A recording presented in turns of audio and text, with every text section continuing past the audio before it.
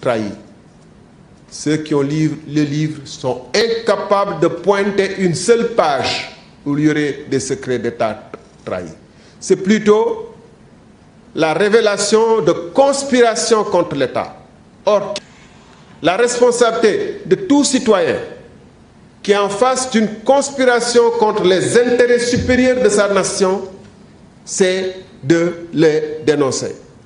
Et les secrets d'État, d'ailleurs, ne valent que pour préserver les intérêts supérieurs de la nation et non pour servir à des conspirateurs contre les intérêts de l'État d'être couverts dans leur propre turpitude.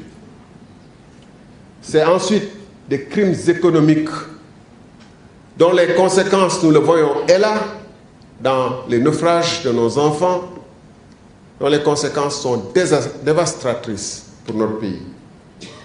Et ce que je dis, d'ailleurs, je ne le dis pas en l'air comme ça, mais c'est tellement vrai que c'est soutenu par la Constitution qui réclame la transparence dans la gestion des ressources naturelles. La transparence, c'est de dire ce qu'on sait. Et la loi numéro 2012-22 qui a été votée par l'Assemblée nationale élue après l'alternance de 2012 et qui a été promulguée par Macky Sall, son article 7.3 dit que quiconque est au courant de prévarication et de détournement de deniers de l'État, tout fonctionnaire ou tout agent public plutôt, qui est au courant de détournement et qui se tait, est complice de cette situation et est pénalement responsable. Ce livre n'est pas un livre qui s'occupe de scandale ou qui parle de scandale. Ce livre essaie d'expliquer pourquoi après 60 ans d'indépendance, nous sommes dans la situation actuelle de pauvreté, de faillite de l'État, de faillite de nos institutions, d'une Assemblée nationale qui a disparu, par exemple, depuis que la pandémie est là, et qui voit nos ressources les plus importantes être spoliées sans ciller, d'une justice qui n'existe pas, qui est, comme on le constate, aux ordres. Ce livre essaie d'expliquer pourquoi il en est ainsi et d'où remonte le mal. Et c'est pourquoi, on le verra tout à l'heure dans le sommaire du livre, on parle de bien d'autres choses que de pétrole et de gaz.